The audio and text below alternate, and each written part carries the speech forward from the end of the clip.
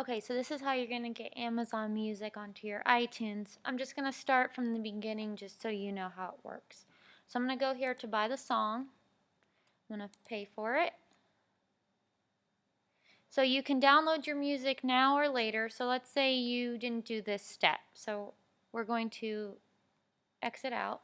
Just in case you accidentally exit out of that or you aren't sure how to get to your digital orders. So you're going to go to your orders. Here's your orders. And then you're going to go over here to your digital orders.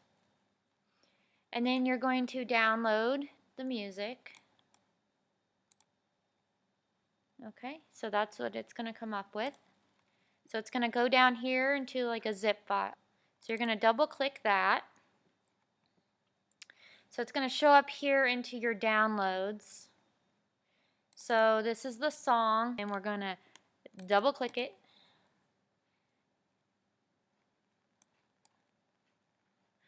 Okay, so there it is right there.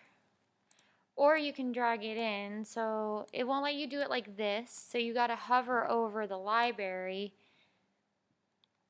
and then there it will work. So you could do either one.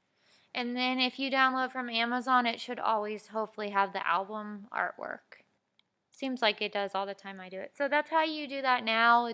They seem to change it a lot. It took me a little bit to figure this out, but I hope this helped you. Please like, share, subscribe. Thank you.